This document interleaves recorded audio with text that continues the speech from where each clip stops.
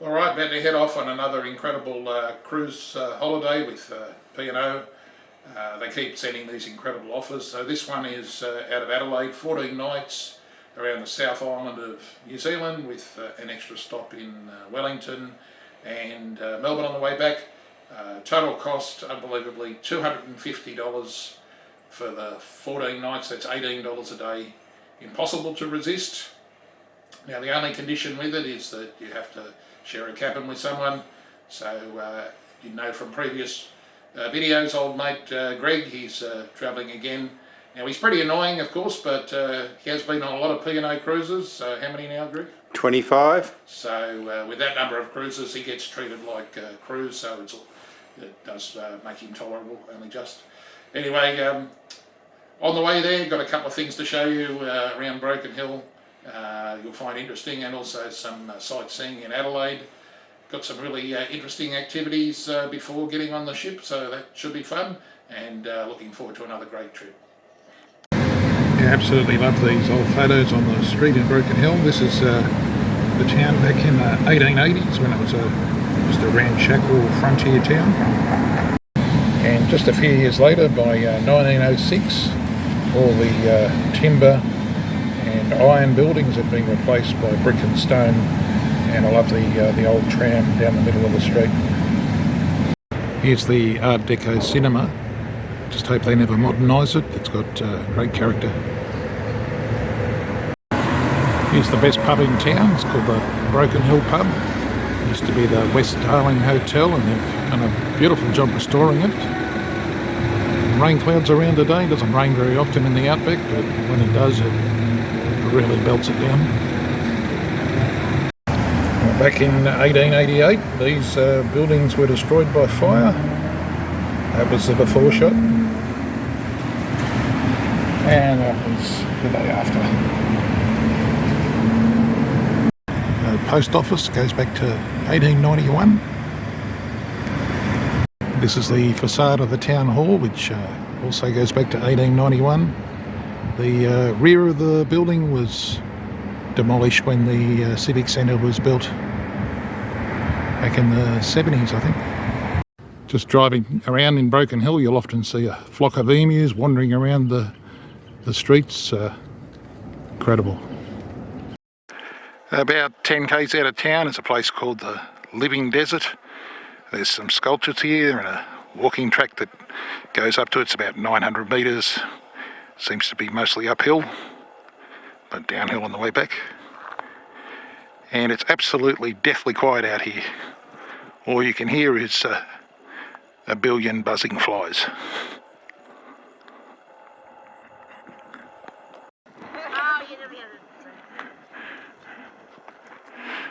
People bring picnic baskets and everything out here with the sunset.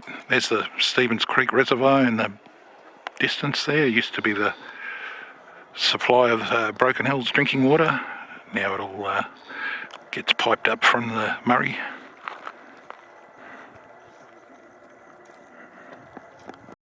Oh, here's the view back into town from out of the sculptures.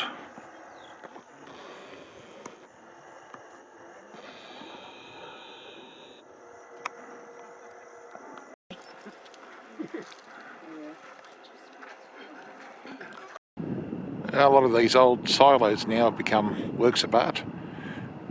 Looks a lot nicer than they used to. This is the town of Karoonda, a couple of hours out of Adelaide. Well, this is the historic roundhouse in Murray Bridge, a sandstone building built in 1876, and its purpose was to house the workers for the first ever road bridge across the Murray.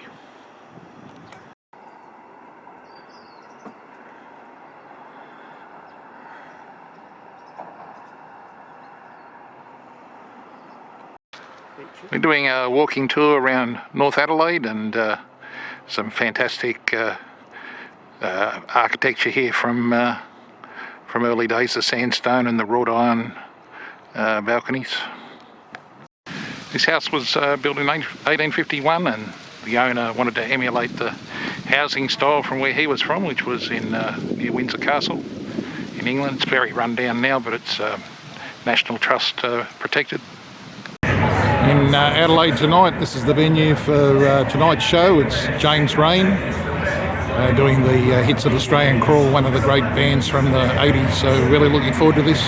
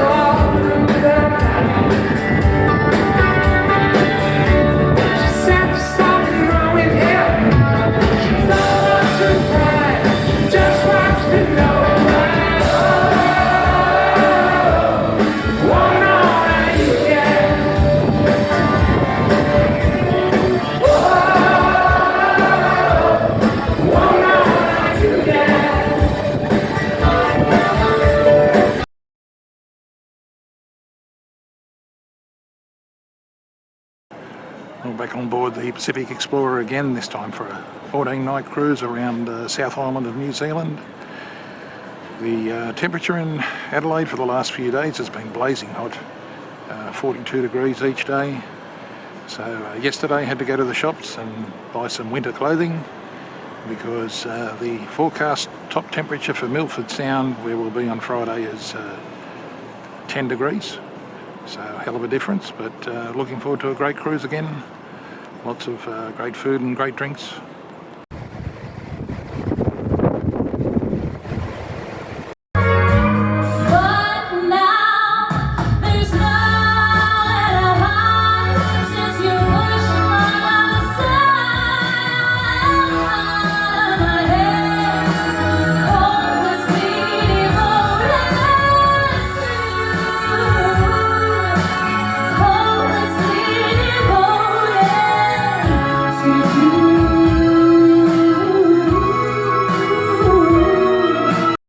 We're coming into Milford Sound, which is at the bottom of the west coast of the South Island.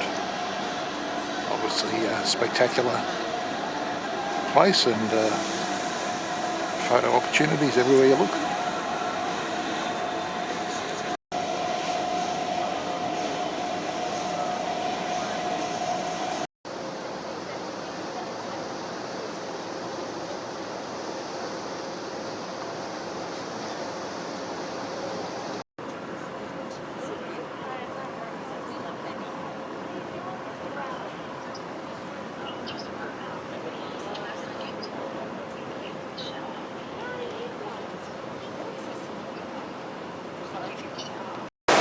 Sailing around the bottom of New Zealand at the moment. Swells are forecast tonight to be 4-metre waves. So best thing to do this afternoon is head off to a tequila tasting session and enjoy the movement. Downside of cruising, you get all sorts of weirdos on board. Real close. The Bondi store was downstairs on deck 6. And you get these gentlemen coming in, suited and booted, do you know what I mean?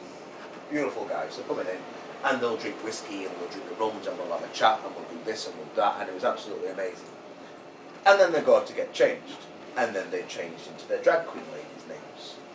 Some of these guys were 6 foot odd, and they were like, high, and they've got high heels on the top of that. So I'm walking down there, and I'm literally, I double looked once. I'm like, no, really? And I'm like, Mark, and he tumbles off, and he goes, no, darling, it's Michelle. I went, well, Michelle, tell Mark I'll see him tomorrow for whiskey tasting. I love him.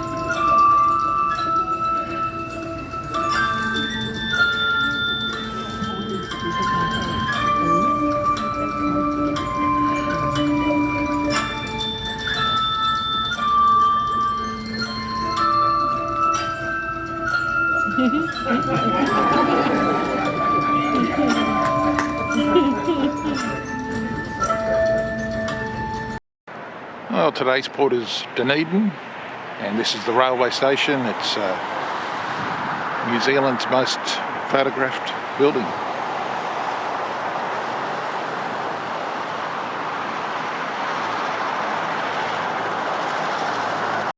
Oh, we've just done a tour of Ulverston House. It's a magnificent 35-room mansion on top of a hill here in Dunedin, and it's an absolute must-do if you're ever in Dunedin. Absolutely beautiful inside.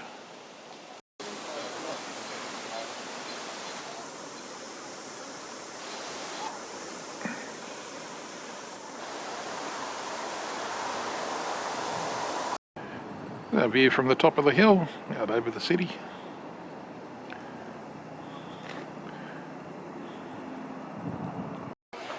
About to do a vintage tram tour around Christchurch today. It's a 1 hour loop.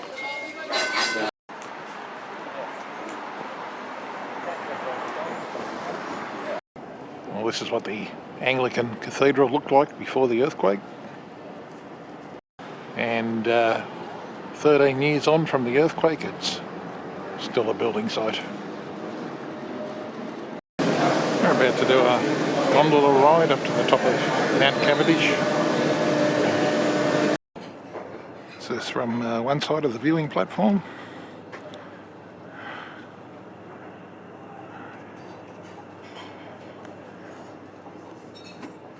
There's our ship.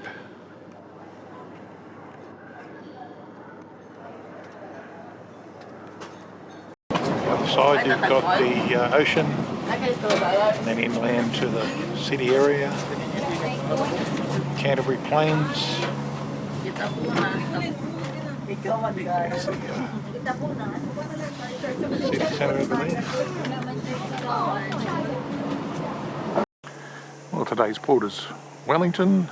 I was here just 6 months ago, doing something different today. Come to the Zealand Eco Park.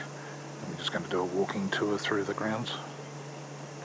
I'll be removing all those exotic trees, the Monterey pines and others, but it'll take a long time. We don't want to remove the whole lot at once, or the hillsides would fall down with erosion pretty rapidly.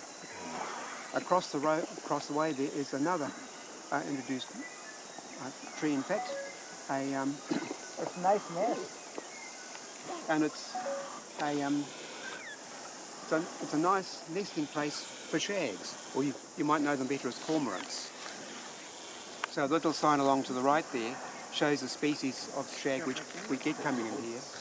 Most of those would be pied shags with the white fronts. They look like cormorants. It's a native duck. He's gone. These are takahi, flightless bird, thought to be extinct until 1948. It's a kaka, it's a bush parrot. And the tui that's facing away from us, we can actually see some of the green. It's a little blackbird. From one sound. It's a tui bird.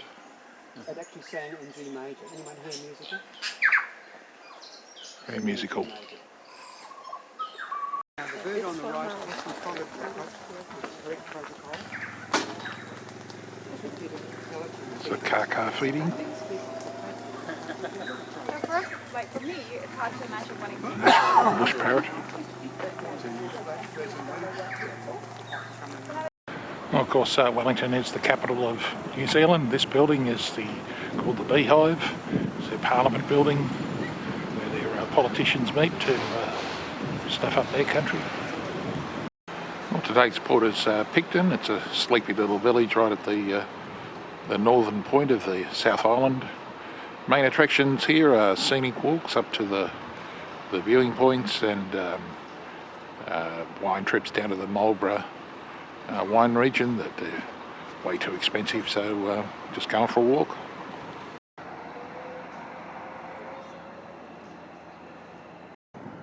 Here's the Inter-Islander ferry coming in from Wellington. Runs regularly, takes a few hours.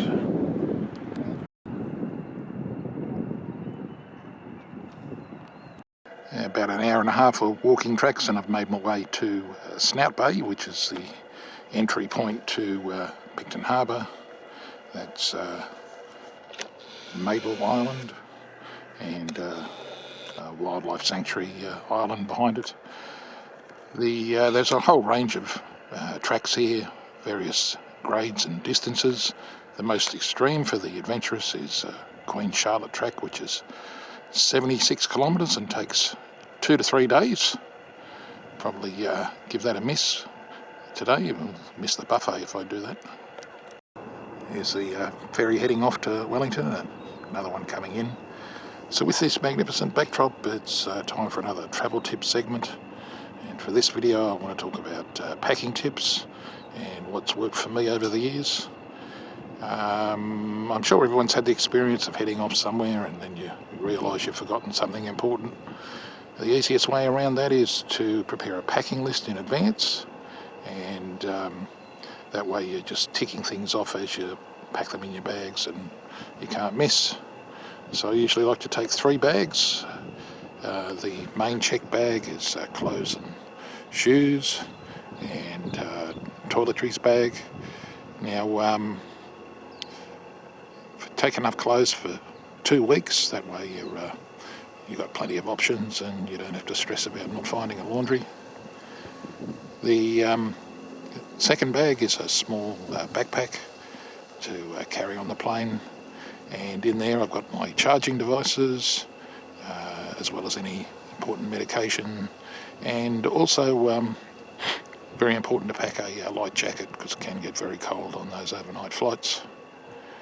And then my third bag is just a small camera bag, and in there I carry of course my camera, the passport and glasses, and always a pen. You always need one. So that's about it. A bit of pre-planning and a bit of thought into your packing, and it's just an easy process.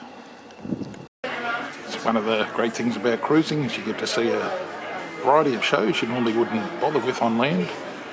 Tonight I'm seeing an old banjo player who used to appear on shows like the Don Lane Show over 50 years ago.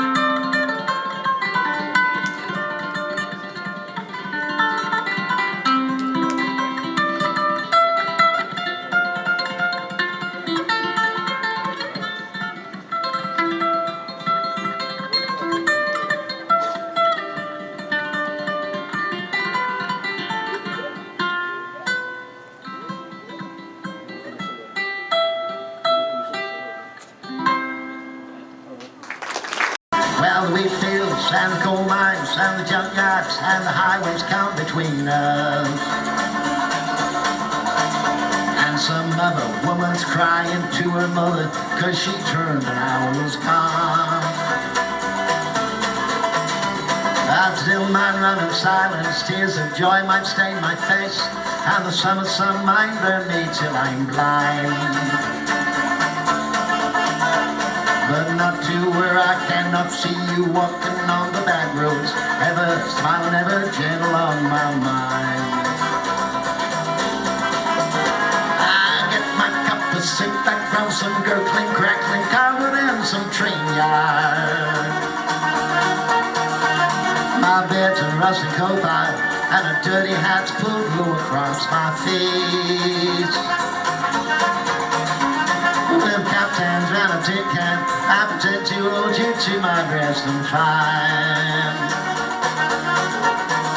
that you're waving from the background by the rivers of my memory, ever smiling, ever gentle on my mind.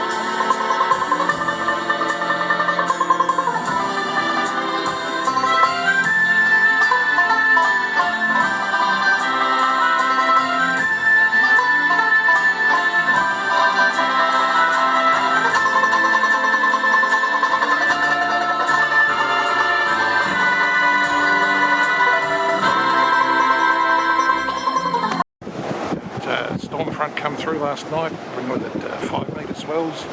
People are stumbling around like they're drunk. It's a bit sheltered at the back here, but you can see the amount of movement of the ship. Always makes it more fun. Had to close the pool off because of these dangerous tidal currents.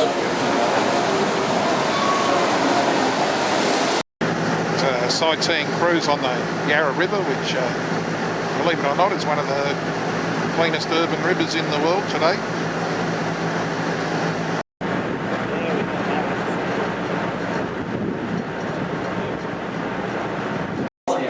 Yeah, made our way up to the Eureka Sky Deck, 88 floors above Melbourne, and off in the distance is the Pacific Explorer.